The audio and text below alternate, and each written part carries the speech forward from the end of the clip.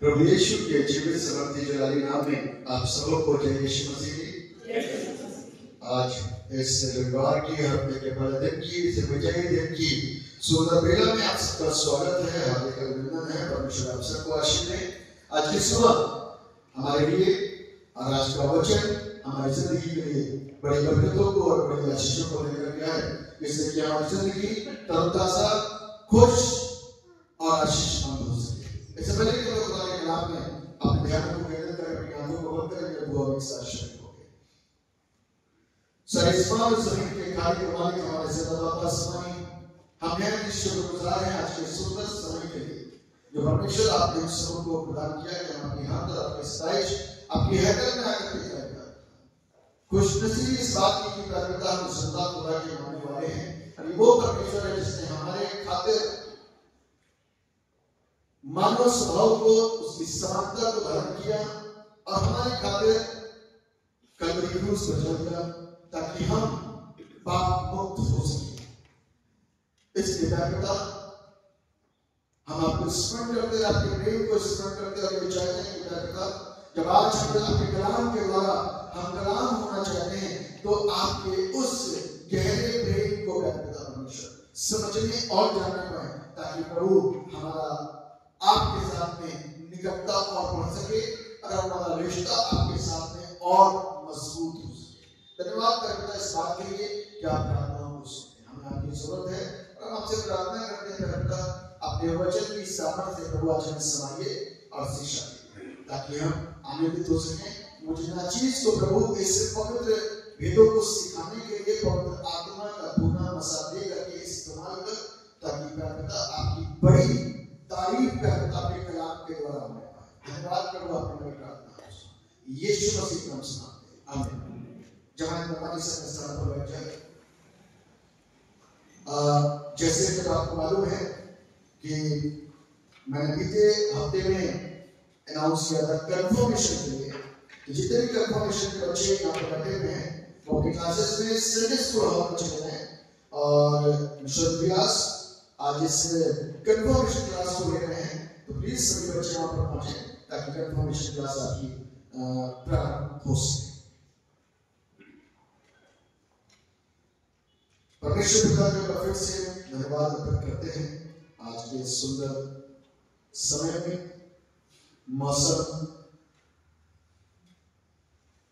बहुत अच्छा है, जैसे कि मेरे आदमी ने बताया गया, सर्दी है और ये पहचान है सबसे अच्छी बात कि इस सर्दी के अंदर इतने लोग परमेश्वर के भवन में हैं।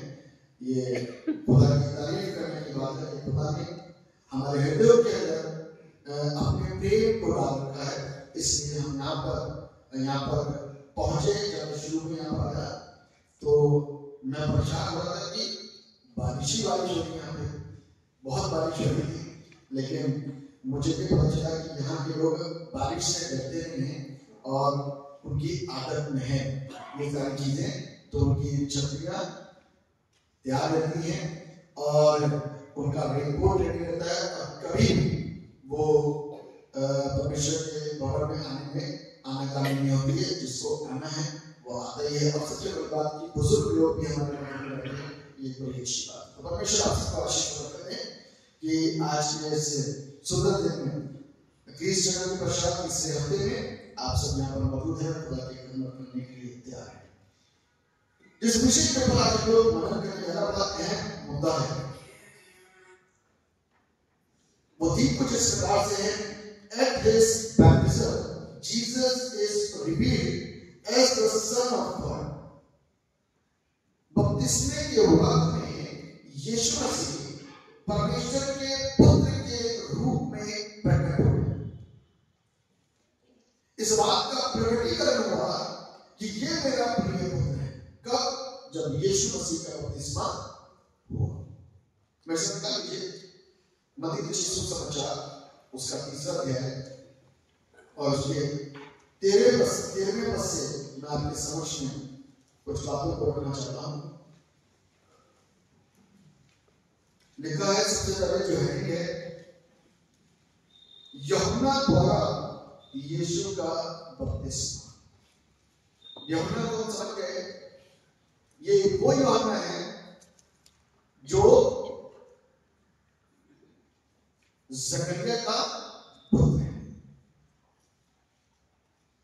और हम और आप इसको अच्छी तरीके से समझ रहे हैं कि ये यीशु के जन्म से 6 महीने पहले आया। इसकी सेमिनरी जंगल में हुई और जंगल में इसके ऊपर विशेष प्रकाशन होते थे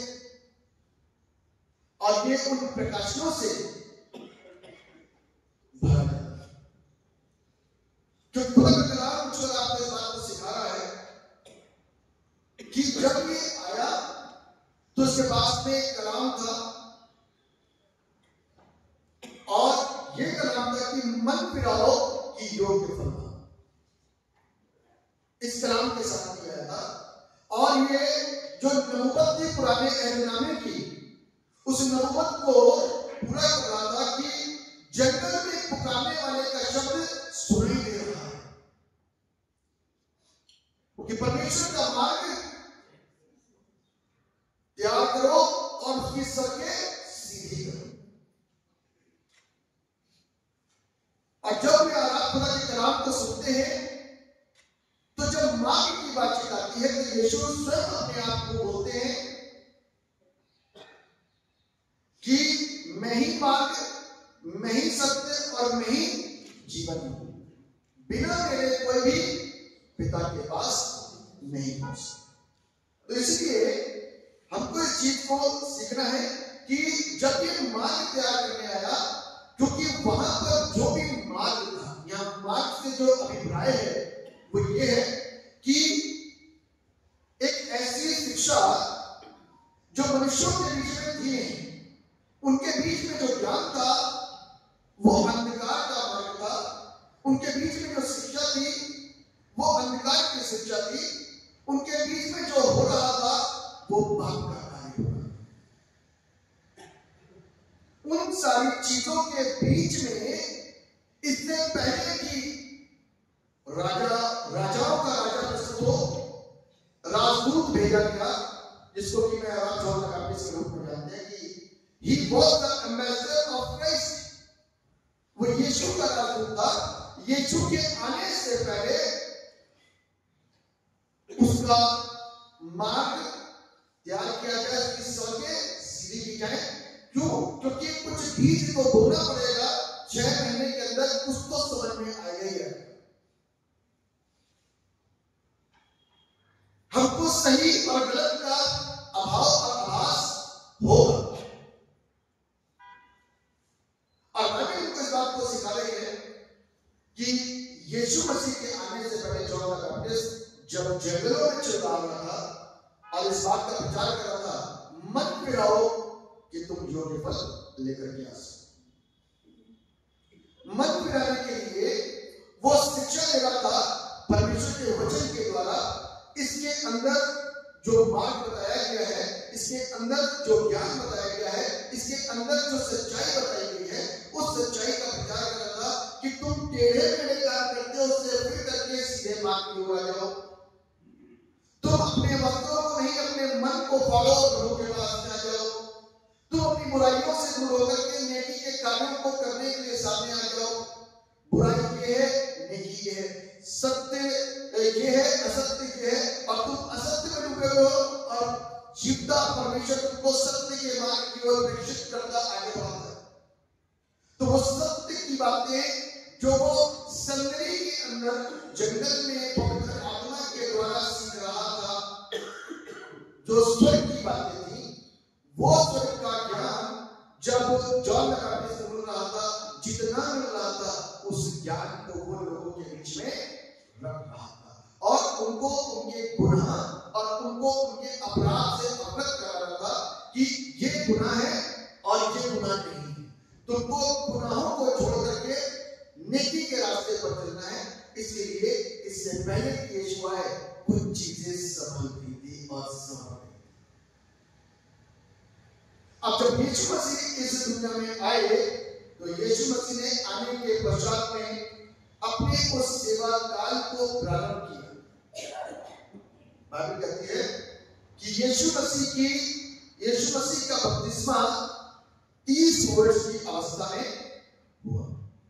30 वर्ष की अवस्था में यीशु मसीह का बपतिस्मा हुआ, ताकि एक ऐसी परिपक्व उम्र, एक ऐसी मैच्योर एज जिसमें कि वो सत्य को लोगों के बीच में सिखा सके कि यीशु को समझना हमारे लिए, वो तो परमेश्वर की बातों को कर रहा था, इसलिए यीशु और परमेश्वर को समझना मेरे और आपके लिए एक व्यस्त अवस्था में कितना जरूरी है। क्योंकि लड़कपन के अंदर बहुत सारी चीजों को हम सीख नहीं पाते। लड़कपन के अंदर, बचपने के अंदर बहुत सारी चीजों को हम जानते नहीं, बल्कि बपतिस्मा मुझको और आपको जानना बहुत जरूरी है कि एक्चुअल में बपतिस्मा क्या है। एक्चुअल में बपतिस्मा क्या है उसको मुझे और आपको जानना है। और यहाँ पर यीशु मसीह का बपतिस्मा हो रहा है। बपतिस्मा बैप्टिस्मो शब्द से निकला है, यूनानी शब्द के, और जिसका अर्थ होता है डूबना। सबसे मुख्य बात, अब वो दो प्रकार का डूबना है। एक डूबना प्रभु को जानना, उसको समझना, उसमें उसकी गहराइयों को, उसके भेदों को समझना, उसमें डूबना, तभी हम प्रभु के साथ चल सकते हैं। व्यस्त अवस्था में जब कोई इंसान प्रभु को जानता है, ठीक प्रकार से व्यस्त अवस्था में जो कोई इंसान प्रभु को जानता है, वही प्रकार से वो अपना फैसला लेता है बपतिस्मा लेने, क्योंकि उसको ये सिखाया जाता है, उसको सीखता है कि संसार के साथ में जब हमारा रिश्ता कट हुआ, आत्मिकता में जब हम आए, यीशु में जब हम आए, तो ये एक चिन्ह है, ये एक गवाही है, ये एक साक्षी है जो हमको पब्लिकली देने की जरूरत है। Not only ritual, not only sacraments, but this is the testimony for others. एक ऐसी गवाही जो पब्लिक में लोगों को पता चले कि मैंने यीशु को अपना उद्धारकर्ता और मुक्तिदाता ग्रहण कर लिया। क्योंकि यदि मैं और आप यीशु मसीह को अपने जीवन के अंदर ग्रहण नहीं करेंगे तो यीशु हमारे अंदर आएगा कैसे? हमको उसको बुलाना है। जब आप किसी को अपने घर बुलाएंगे तभी तो आपके घर आएगा, अदरवाइज कोई आपके घर अननेसेसरी नहीं आएगा। पहले तो उसने अपनी तरीके से जो भी इनिशिएटिव करना था ले लिया, वो खुद का खुद आया। हमको पता नहीं था जिनको बुलाना नहीं किसी को, वो खुद आया। हमारा चरवाहा बन करके, हमारा रक्षक बन करके, हमारा मास्टर बन करके, हमारा प्रभु बन करके, सब कुछ बन करके वो आया। इनिशिएटिव उसने लिया, क्योंकि उसको मालूम था कि मैं कुछ नहीं मालूम। जब बच्चे छोटे होते तो हर चीज में माँ बाप इनिशिएटिव लेते, क्योंकि उनको मालूम था बच्चा कुछ नहीं जानता। ठीक उसी प्रकार से वो आया, और आज जब उसने मुझको आपको सिखा दिया कि अपने पिता को अपने घर में बुलाओ, क्योंकि वो द्वार पर खड़ा होकर खटखटाता है, तो आज जरूरत मेरी है, यदि मैं यीशु से प्यार करता हूं, यदि मुझे यीशु की जरूरत है, तो मुझे अपने प्रभु को अपने घर के अंदर बुलाना जरूरी है। जब वो यहाँ पर आएगा तभी मेरे जीवन का सुधार होगा, तभी मेरे अंदर की आत्मा का सुधार होगा, तभी उस आत्मा में पड़े हुए तमाम हमारे गंदे कामों का शुद्धिकरण होगा, क्योंकि वो मेरे और अपने लहू को बहा चुका है। सिर्फ मन से विश्वास करना और मुंह से अंगीकार करना सफिशिएंट है। इसलिए यहां पर देखते हैं उस समय यीशु गलील से यरदन के किनारे यूहन्ना के पास उससे बपतिस्मा लेने आया, परंतु यूहन्ना ये कहकर उसे रोकने लगा, मुझे तो तेरे हाथ से बपतिस्मा लेने की आवश्यकता है और तू मेरे पास आया। क्योंकि यीशु को इंसान लोग नहीं जानते थे। यीशु को कौन जानता था? John the Baptist. इसीलिए वो ये समझ गया कि बपतिस्मा लेने आया कौन? उसकी आंखें खुल गई थी और उसने सत्य को देख लिया था, वो सत्य को जान गया था। इसीलिए वो सत्य को अपने सामने खड़े होते हुए थे और ये कहते कि मुझको बपतिस्मा दे। वो हिचकिचाहट का इस बात कर, मुझे तुझसे बपतिस्मा लेने की जरूरत है, धूम से कहता है मुझे बपतिस्मा दे। इवन यीशु उम्र में जॉन द बैप्टिस्ट से छोटा को एक छोटा व्यक्ति को जॉन द बैप्टिस्ट क्या कह रहा है, तू बड़ा है। आखिरी में कोई शब्द हो सकता है, छोटा व्यक्ति को कोई बड़ा बता सकता है। यदि हम बड़े तो अपने आप को बड़ा ही बताएंगे, हम अपने आप को छोटा नहीं कह सकते। लेकिन जॉन द बैप्टिस्ट के अंदर जबकि वो जंगल में शिक्षा लेकर के आया, वहां की शिक्षा लेने के बाद जो कुछ भी उसके दिमाग के अंदर आया, वो जो कुछ भी उसने ग्रहण करा, उसको ग्रहण करने के बाद वो उस बात को बोल रहा है कि तू मुझसे बड़ा है, मुझे तुझसे आशीष करनी है और तू मुझसे बपतिस्मा लेने के लिए यहाँ पर खड़ा है। तब यीशु ने कहा अब तो ऐसा ही होने दे, क्योंकि हमें इसी रीति से सब धार्मिकता को पूरा करना उचित है। तब उसने उसकी बात मान ली। एक बात जरूर बताऊंगा कि परमेश्वर के आत्मा के द्वारा जब दोनों तरफ परमेश्वर का आत्मा काम कर रहा है, तो हमको परमेश्वर के आत्मा की आवाज सुननी है, उसकी आवाज सुननी है, उसको समझना है, उसकी सुन करके वैसा ही करना है कि सामने जो खड़ा है परमेश्वर उसको आज्ञा दे रहा है और मुझे उसकी आज्ञा का पालन करना है, मुझे उसकी आज्ञा का पालन करना है। और इस शिक्षा को ऑलरेडी वो जंगल में ले चुका, उसको मालूम है कि वैल्यू क्या है। तो वो इस बात को जब बोला ना कि धार्मिकता को इसी रीति से पूरा होने दें, क्योंकि उसको मालूम है कि मसीहत में आने का और मसीहत में स्थिर रहने के लिए और मसीहत की गवाही देने के लिए और परमेश्वर के राज्य में प्रवेश करने के लिए बपतिस्मा रिक्वायर्ड है। क्यों? अब हमारे के पास में एक प्रश्न हमेशा हो जाता है, उसके अलावा कोई प्रश्न नहीं होता। सिर्फ एक प्रश्न होता है कि जब डाकू यीशु के साइड में टंगा हुआ था तो उसका बपतिस्मा नहीं हुआ। हमेशा एक प्रश्न यही आता है, इसके अलावा कोई प्रश्न नहीं आता। तो उसका जवाब है हमारे पास इस प्रकार है कि उसने सबसे पहली बार यह अंगीकार किया हम पापी हैं। मन फिराव के वक्त में सबसे इस चीज को पहले जान लेना और मान लेना कि I am a Sinner in front of God. परमेश्वर के सामने उसने इस बात को मान लिया, पब्लिक के सामने इस बात को मान लिया। सारी पब्लिक सुन रही है, पूरी भीड़ सुन रही है, रोमन सरकार सुन रही है, सारे सोल्जर सुन रहे हैं, पड़ोसा सुन रहा है, जिससे वो बातें कर रहा है, कहता भैया हम पापी हैं, ये पवित्र है। इस बात को जानना बहुत जरूरी है। लोग मुझे क्या कहते हैं, बाइबल क्या कहती है, जब पतरस से सवाल किया गया, चेलों से सवाल किया गया, लोग मुझे क्या कहते हैं, तो उसने क्या बोला, कोई तुझे नबी कहता है, कोई जॉन द बैप्टिस्ट कहता है, कोई एलिया कहता है, कोई नबियों का कोई बड़ा नबी कहता है। पतरस तू मुझे क्या कहता है? कहता तू तो परमेश्वर का मसीह है। जान लिया वो, ठीक यही बात यहां पर ये डाकू जान गया कि ये पवित्र है। ये एक डाकू के मन के अंदर कहां से आया? ये सच्चाई डाकू के मन के अंदर कहां से प्रकट हुई?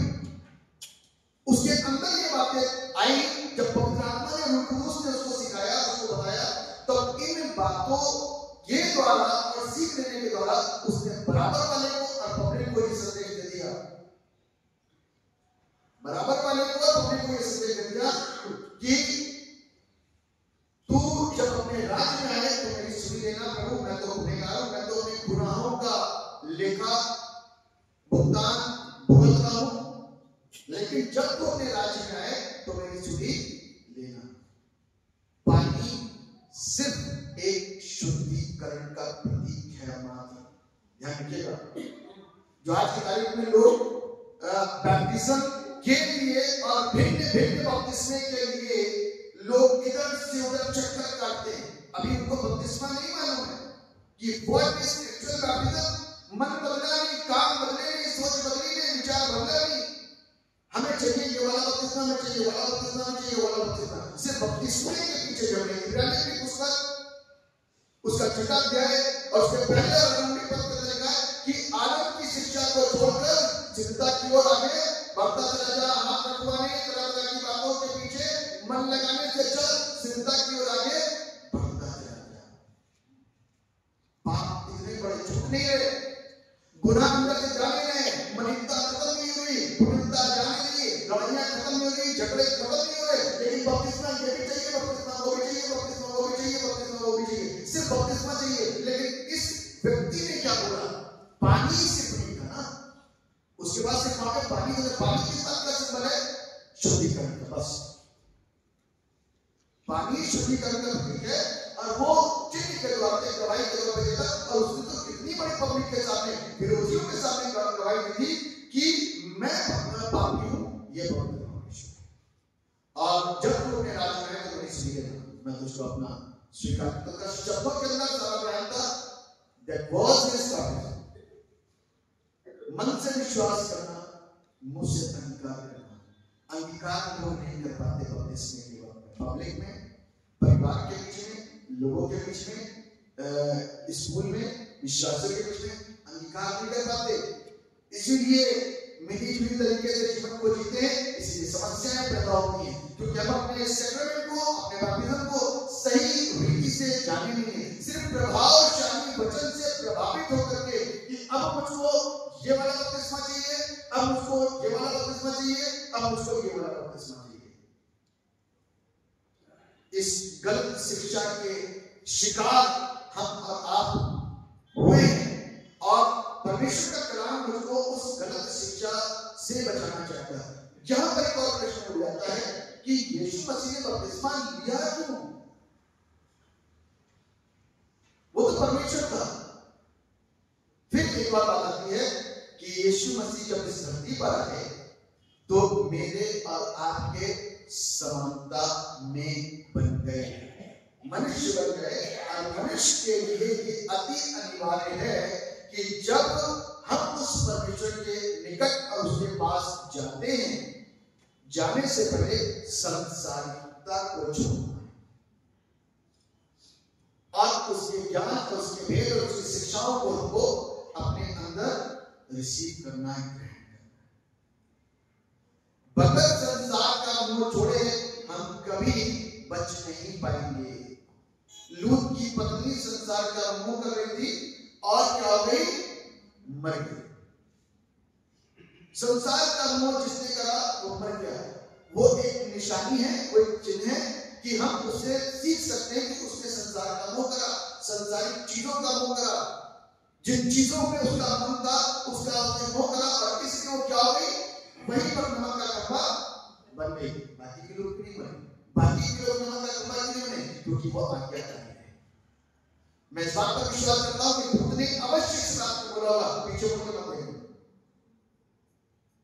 क्योंकि मांगने वाला सजा देने वाला सजा देने से पहले पता है इस बात के लिए तुम ऐसा करोगे तो सजा मिल जाएगी। यदि तुम ये गलत काम करोगे तो तुमको सजा मिलेगी, पहले हिदायत दे देता उन लोगों को भी हिदायत मिलेगी। और उसने उस हिदायत को, उस आज्ञा का उल्लंघन करा और संसार से प्रेम जताया और पीछे पड़ के देखा हाय मेरा घर, और वो वहीं पर मर गया। लेकिन बाकी के लोगों ने, आप सोच सकते हैं, मैं बड़ा विचार कर रहा था इसके ऊपर कि फर्ज करिए कि उसकी मां सबसे आगे हो, जो दूध लेके जा रहे हैं उसकी मां सबसे आगे हो, और उनके बच्चों के सामने, दूध के सामने वो पीछे पलट के देखी हो और सामने नमक का खंभा बनी हो, तो बच्चे और पति कैसे उसको नजरअंदाज करते थे, आंसुओं के साथ आगे बढ़ रहे। अब गई पत्नी, मां गई, यदि पीछे होगी तो आवाज भी नहीं आएगी, वो मां को देख भी नहीं पाएगा, पति को देख भी नहीं पाएगा कि पत्नी क्या होगी। वो तो बाद में पता चला होगा कि गई, कहां गई। तो क्या करती है कि जब हम उसकी गहराइयों में घुसते, जब ढूंढते हैं ना, तब हमको समझ आता है। इसलिए यीशु में ढूंढना बहुत जरूरी है। बाप्तिस्म ढूंढना, उसको जानना, उसकी आज्ञा का पालन करना। इसीलिए हम कह रहे हैं, उसको मालूम है कि ये संसारिक व्यक्ति बन करके आया मनुष्य की समानता में, वो गुनाहों को मनुष्य अपने ऊपर लेगा और सैक्रिफाइस वहां पर देगा और उसकी पेनल्टी देगा। लेकिन बपतिस्मा बहुत रिक्वायर्ड है, इसलिए वो धार्मिकता को पूरा करके पिता के पास बपतिस्मा सही रीति से और सही रीति से समझने की जरूरत है। पुराने वक्त में फर्स्ट सेंचुरी में दिया जाने वाला बपतिस्मा वो छोटे बच्चों का जो होता है उसमें एक कड़ी शिक्षा थी। उसमें चर्च फादर एश वेडनेसडे के दिन जब आप अपने बच्चों को लेकर के आते थे गोद में कि फादर हम अपने बच्चों को बैप्टाइज कराना चाहते हैं, तो उन शिक्षाओं के अंदर फादर उनको हिदायत देते थे, ये बच्चे को तुम बपतिस्मा कराने के लाए हो, इनका अभिषेक कराने के लाए हो, इससे पहले कि तुम इनका अभिषेक कराओ तुम्हें अपने मन को शुद्ध और साफ करने की जरूरत है।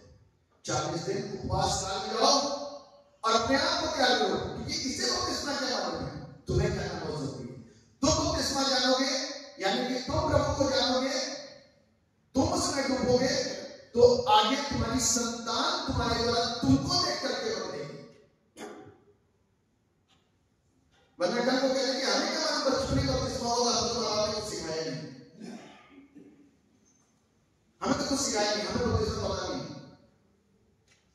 उसी के कंफर्मेशन बना जिसको बोलते हैं दृढ़ीकरण। दृढ़ीकरण मतलब दृढ़ करना, अपने विश्वास को दृढ़ करना। वही बच्चा बड़ा होकर के अब मां बाप का फोर्स नहीं चलेगा, वो अपना फैसला खुद लेगा कि now I am independent, I know Jesus Christ personally, मैं जान चुका हूं यीशु मसीह कौन है, अब मुझे अपने तरीके से यीशु के साथ चलने की अनुमति मिली है। अब मुझे अपने पापा से अपनी ऑफरिंग लेने की जरूरत नहीं है, अपने पापा से ये सीखने की जरूरत नहीं कि हर संडे तुम्हें चर्च जाना है, उठो चर्च चलो। I am responsible.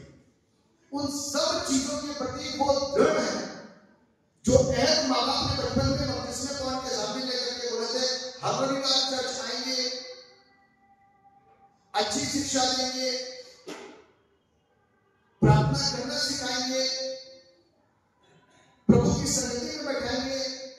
वो सारी चीजें मात्र यहीं तक सीमित रहती हैं मेरे प्रियो। आमूमन आज के इतने दौड़ भाग में, काम काज में वो सारी चीजें शाब्दिक मात्र हो गई हैं, उसमें वो गंभीरता और वो सिंसियरिटी दिखने को नहीं मिलती। तो लोग और बच्चे, मैं तो सीधी सी बात इस बात को बताता हूं कि फिर उस बपतिस्मे को जानना बच्चे के लिए असंभव हो जाता है। उसको बपतिस्मा कौन समझाए? सिंपल सी बात है, एक बच्चा है, उसको ये कौन बताता है कि तुम्हारी दादा है, तुम्हारी नानी है, तुम्हारी नाना है, तुम्हारा चाचा है, तुम्हारा चाची, तुम्हारा बाप है, तुम्हारी माँ है, ये कौन सिखाता है? माँ बाप। यदि नहीं सिखाएंगे तो बाप को बाप नहीं बोलेगा, माँ को माँ नहीं बोलेगा, चाचा चाचा नहीं बोलेगा, दादा को दादा नहीं बोलेगा। सिखाते हो आप निशान दिखा दिखा करके, ये दादा है, ये नानी है, ये बाप है और ये माँ है। तो बपतिस्मा क्यों नहीं सिखाते? बचपन में उसके एजुकेशन के लिए कितने टाइम से जाते हैं, वो सिखाते हैं ABCD, उंगली पकड़ करके सिखाते हैं, लेकिन बैप्टिज्म नहीं सिखाते। परमेश्वर के वचन की शिक्षा की गहराइयों की बातों को नहीं सिखाते। कारण और वजह क्या है? क्योंकि इससे हमारा, इसमें भी हम डूबे नहीं, हमारा बपतिस्मा हुआ, हमने सीखी तो उसमें डूबे नहीं, तो उसकी गहराई और उसके भेद को नहीं समझ पाए, और इसी के चलते हम उनको सिखाने में असमर्थ हैं। एक तो पहली गलती हो गई, दूसरा 12 साल की उम्र में, 10 साल की उम्र में, 11, 12, 13 साल की उम्र में वो कन्फर्म भी करा दिया, और प्रभु है माशरे करा दिया, वो भी नहीं माने उसको।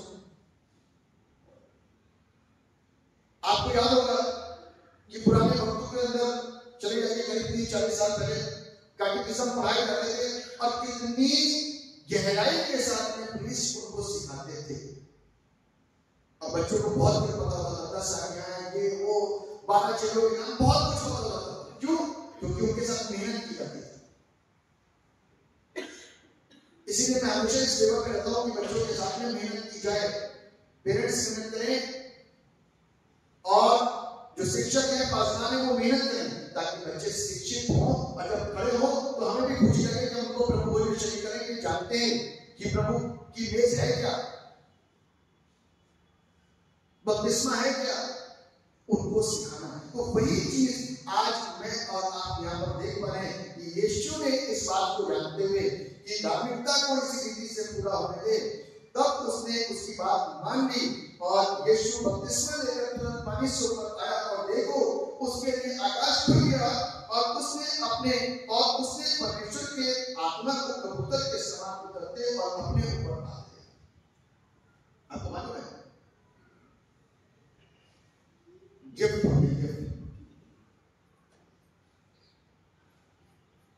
जब कोई बहुत अच्छा खेलता है तो उसको गिफ्ट मिलता है, जब कोई बहुत अच्छा करता है तो उसे गिफ्ट मिलता है। पता नहीं कौन कितना किसी से खुश होकर किसी की कौन सी बात से खुश होकर उसको गिफ्ट दे। ठीक उसी प्रकार से जब हम बपतिस्मा लेते वक्त अपने संबंध को प्रभु के साथ घनिष्ठ रखते होते ना तो गिफ्ट मिलता है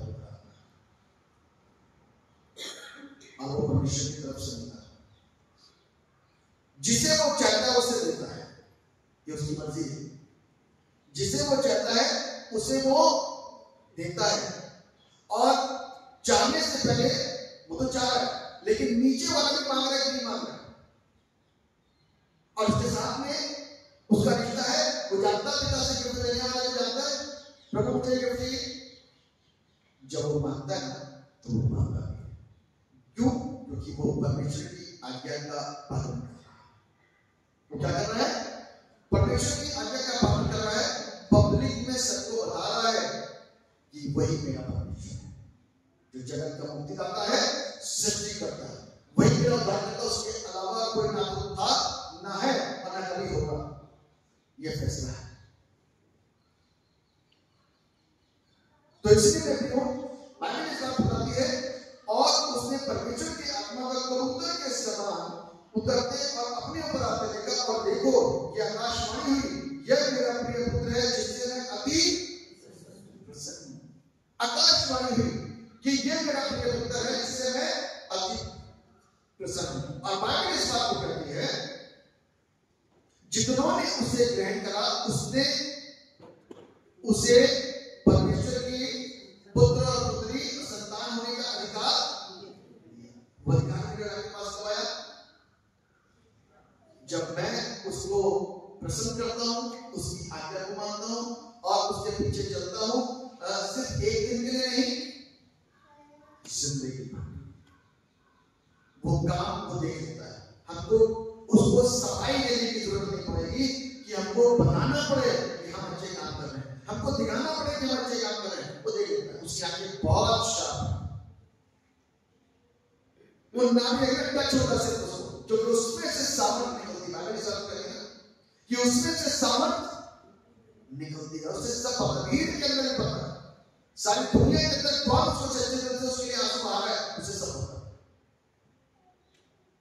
तो इसलिए जब मेरा आंसू उसके लिए निकलता है, उसके दर्द को, उसके जो पीड़ा मेरे लिए सह उसके लिए जब निकलता है और मुझे इसलिए निकलता है कि मैं गुनहगार और उस पवित्र परमेश्वर को मुझे अपनाया, तो जो मेरे अंदर से आहें भर भर करके प्रार्थनाएं होती हैं आंसुओं के साथ में, उसको सुन लेता है, उसे वो देख लेता है, उसको वो जान लेता है और उसके बदले में अपने पुत्र और पुत्री होने का अधिकार मोहर लगा देता है। यह है वो जिंदा परमेश्वर। मालूम है आज की तारीख में मुझको और आपको इन शिक्षाओं को सीखना और अपने बच्चों के लिए इस बातों के प्रति हमें सजग रहने की जरूरत है। ये चीजें विलुप्त ना हो जाएं। अब आदत में ना जाए कि बस बपतिस्मा करवा लो, कंफर्म करवा लो, बस सिर्फ ये आदत में शब्द संस्कार पूरे करने के लिए सिर्फ हमारी आदतों में ना आए। प्लीज इसके लिए हम सिंसियर हो, इसके लिए हमारे अंदर जागरूकता हो, क्योंकि बाइबल को कहती है शुद्धता की ओर बढ़ने के लिए हमको परमेश्वर के और वचनों को सही रीति से समझने की जरूरत है। तभी तो बाप बड़े आसानी से रखते हैं, याद ही नहीं आता, गाली बड़े आसानी से मुझसे निकल जाती है, याद ही नहीं आता कि वो बपतिस्मा लिए हुए हैं, याद ही नहीं आता कि प्रभु की मेज में शरीक है। बुरा करते हुए किसी के कुछ कहते हुए याद ही नहीं आता कि हम पाप भी कर रहे हैं। वो आदत में है, वो भी आदत में, बपतिस्मा की आदत में, प्रभु भोज की आदत में, गाली की आदत में, सच्ची आदत में, चोरी डकैती बेईमानी सब आदत में, किसी को बताना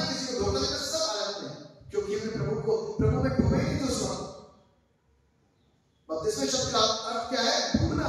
हम डूबे नहीं थे, इसीलिए वो पाप अंदर से निकला नहीं, इधर से ये भी नहीं लिया, इधर से ये भी है, और दोनों चीजों का एक साथ चीजें काम कर रही, इसलिए कहता है कि ना तुम ठंडे हो ना तो गुनगुने हो, इससे तुम मुंह से उबलने हो। मतलब कि आप ये सोचिए, मुंह से उबलने का मतलब समझ गए ना? मुंह से क्या चीज आती है बाहर? उल्टी। जो चीजें पाक से नहीं हो पाती ना, मुंह के द्वारा। परमेश्वर मुझे कैसी नजर से देखता होगा, सोचने की जरूरत है। अभी उसको मालूम है शायद अंतिम सांस में कभी भी प्रभु को हम स्वीकार करते हैं। डाकू ने अंतिम वक्त में अपना उद्धारकर्ता उसको स्वीकार कर लिया, उसका काम हो गया। मेरे मित्रों, बहुत जरूरी है बपतिस्मे को समझना, क्योंकि पुराने नियम से लेकर के नए नियम और प्रेरिताई से बुराई के अंदर सिर्फ यही संदेश दिया जाता था, वही मुक्तिदाता उद्धारकर्ता जो आया उसको स्वीकारो, उसको जानो, बपतिस्मा लो। मैं सब निकाल के प्रेरितों की काम की पुस्तक उसका 8 अध्याय और उसके 26 पद से, प्रेरितों की काम की पुस्तक उसका 8 अध्याय उसके 26 पद से लिखा है, फिलिप्पुस और कुश देश का अधिकारी। मैं थोड़ा इसको नीचे से पढ़ूंगा, लिखा हुआ है 27 से 25 पढ़ूंगा। वो उठकर चल दिया और देखो कुश देश का एक मनुष्य आ रहा था जो भोगड़ा और कुशियों की रानी कदाके का मंत्री और खजांची था। वो आराधना करने के लिए यरूशलेम आया था। क्या करने के लिए? आराधना करने के लिए। कोई भी आ सकता है, ठीक है ना? कोई भी आ सकता है। और वो अपने रथ पर बैठा हुआ था और यशायाह भविष्यवक्ता की पुस्तक पढ़ता हुआ लौटा जा रहा था। मैं आपको एक छोटा सा उदाहरण दे रहा हूं, एक बच्चे का। अभी बीते दिनों में वो मेरे पास आया, मुस्लिम बच्चा है, और उस मुस्लिम, आप जानते हैं कितने स्ट्रॉन्ग होते हैं अपने फेथ में। और आप ये सोचिए कि उसने परमेश्वर के वचन को एक बार सुना, जाना शुरू करा, जैसे ना आराधना में गया, आराधना में जाना शुरू करा, वचन सुनना शुरू करा। जब इंसान बड़ा हो जाता है, मैच्योर हो जाता है, उम्र हो जाती है, समझदार हो जाता है, तो उसको कहने की जरूरत नहीं पड़ती कि पूजा करो बपतिस्मा। साधारण तरीके से सोचिए, अन्य जाति में कौन बात करेगा कि क्या करें बपतिस्मा? वो तो उसके जीवन के अंदर काम होता है। और आज की तारीख में बगैर माँ बाप को बताया, माँ बाप को पता है सब कुछ जीवन चल जाता है, सारी चीजें, और 21 दिन की फास्टिंग प्रेयर में कंटिन्यू है, जीवन दे दिया। 21 दिन की फास्टिंग में अभी पीछे एक और लड़की से मुलाकात करा, लगातार 3 दिन की फास्टिंग, ना शाम को खाना, ना 2 दिन खाना, ना 3 दिन, बिल्कुल खाना ही नहीं, कंटिन्यूस 3 दिन की फास्टिंग। तो काम क्यों नहीं होगा? आत्मा क्यों नहीं मिलेगा? डूबेंगे तो ऐसे ही ना, टाइम कुछ सेक्रीफाइस देंगे ना, तो मतलब अपने कंफर्ट जोन में रहेंगे। जब तक उसके लिए कुछ करेंगे नहीं तो पाएंगे कैसे? ये बड़ी बात है कि एक ऐसे बैकग्राउंड से बंदा आकर के 21 दिन की फास्टिंग में, हफ्ते भर की फास्टिंग में, 10 दिन की फास्टिंग में, मैंने बहुत लोगों को जाना जो फास्टिंग में बैठते हैं। और आप उसकी लाइफ के अंदर चेंज देखिए, जिसके जीवन से, जिसके मुख से कुछ और गाने निकलते थे, आपसे यीशु का नाम लेते। आमीन। ये गवाही नहीं तो क्या है? आराधना करने के लिए जा रहा था, लिखा हुआ है वो आराधना करने को यरूशलेम आया था और अपने रथ पर बैठा हुआ और यशायाह भविष्यवक्ता की पुस्तक पढ़ता हुआ लौटा जा रहा था। आप सोचिए कि जब हम खुदा के कलाम को सुनते और पढ़ते हैं ना, जब हम आराधना करते हैं तो कुछ ना कुछ तो होता ही, कुछ ना कुछ होता है। और उसकी जिंदगी में भी कुछ हुआ, उसके पास कुछ नहीं था, ना कोई सिखाने वाला, ना कोई बताने वाला, सिर्फ एक कलाम था जिसको प्यार करता था, इसी को बोल के बैठा हुआ था, अपने आराम के पलों में इसको पढ़ता हुआ चला जाता। फिलिप्पुस की एक बड़ी खासियत आपको ना, फिलिप्पुस का आत्मा परमेश्वर उठाए फिरता, यहां सुनाया वहां ले गया, वहां सुनाया वहां ले गया, मिनटों के अंदर गायब होता फिलिप्पुस।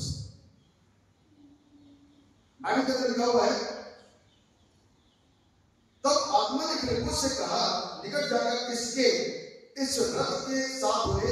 फिलिप्पुस उसकी ओर दौड़ा और यशायाह भविष्यद्वक्ता की पुस्तक पढ़ते हुए सुना और पूछा, तू जो पढ़ रहा है क्या उसे समझता भी है? परमेश्वर खुद काम कर रहा है। आप ये सोचो कि परमेश्वर प्यार कितना करता है सबसे, जो हम जानते हैं वो करता ही है, लेकिन अन्य जाति से कितना प्यार करता है। ये बंदा अन्य जाति का,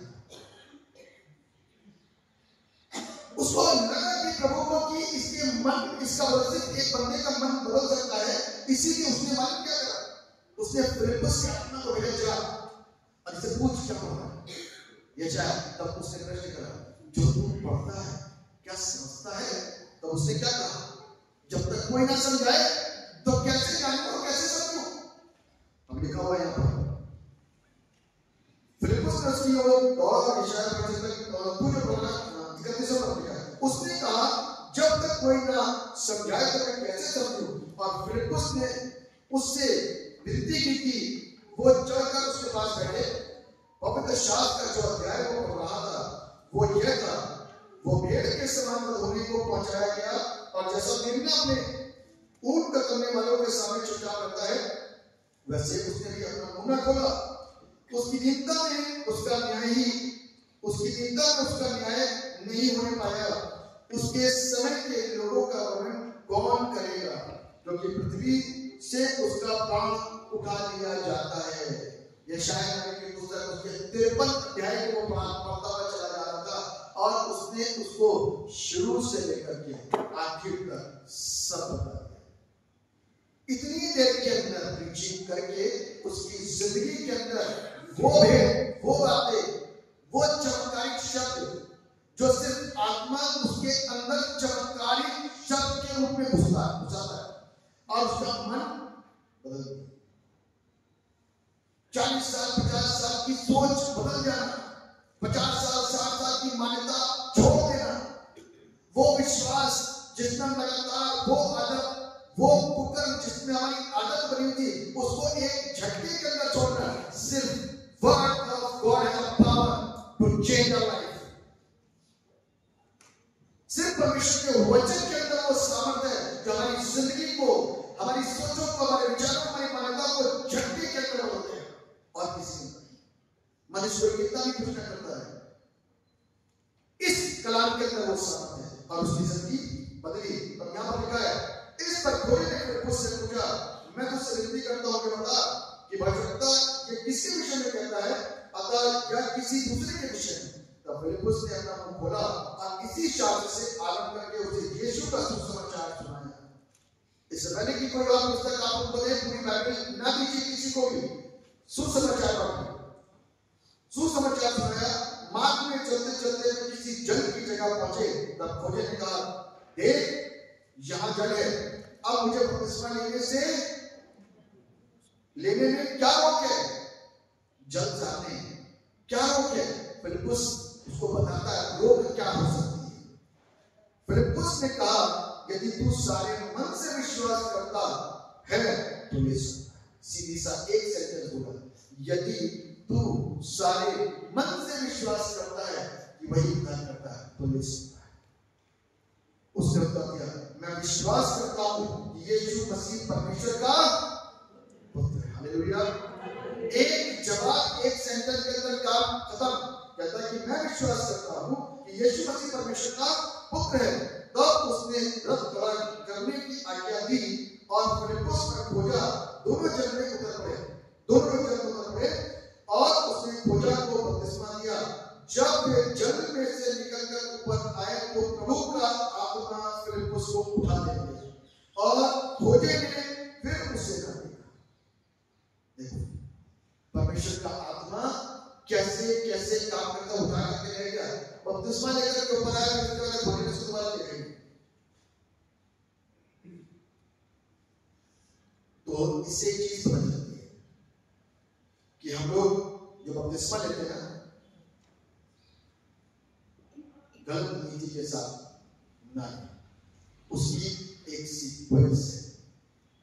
उसका सीक्वेंस खोल लीजिए, मरकुस रचित सुसमाचार उसका 16वां अध्याय और उसका 16वां, जिस किसी को मिले पढ़े, जोर से पढ़िए। मरकुस 16:16।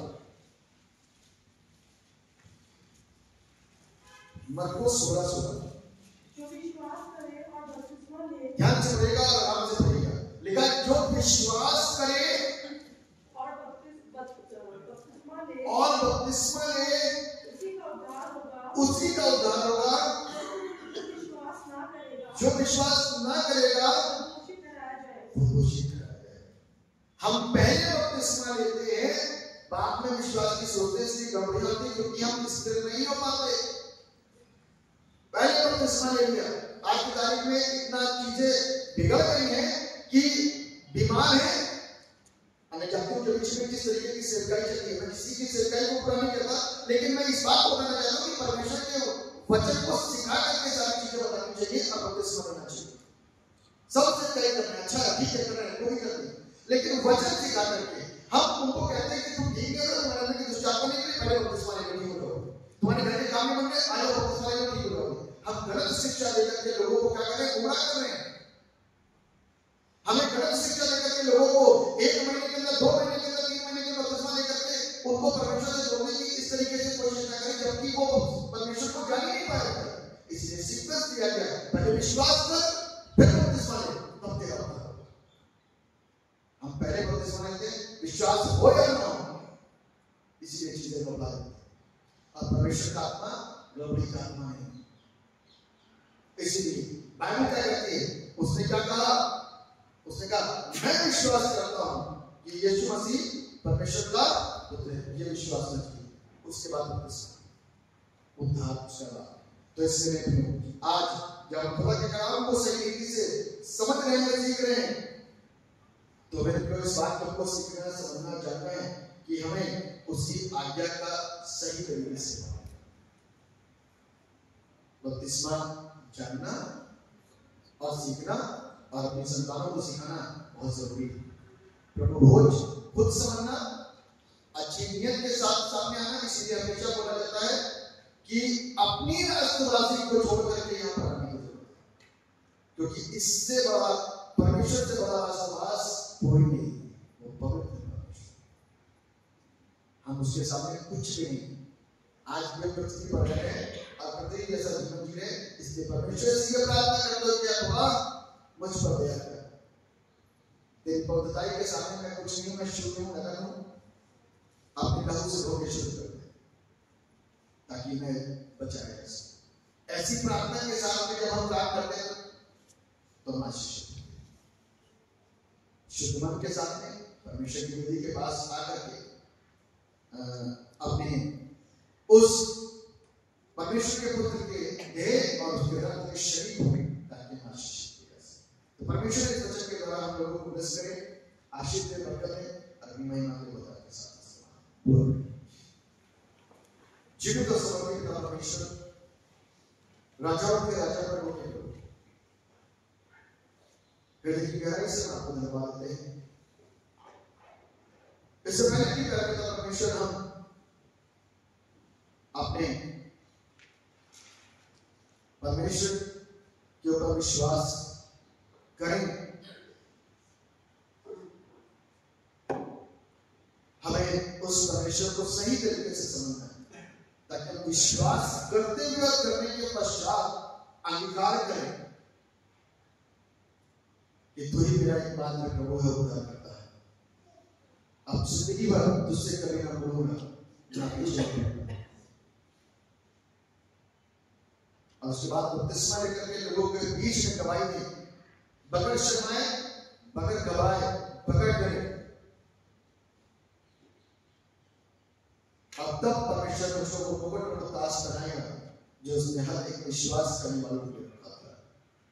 लेकिन इससे पहले हमको जिंदगी के अंतिम सांस तक अपनी आत्मिकता को सुरक्षित करना, ताकि कहीं बीच में, अनजाने में, धोखे में, बहकाने वालों के द्वारा बहका करके, उनके बहकावे में आकर के फिर से कहीं अशिक्षित ना हो जाऊं और उस पवित्र ज्ञान को, उस आज्ञाकारिता को, त्याग को छोड़ करके फिर पाप की विलासिता के जीवन के अंदर ना लौट जाऊं।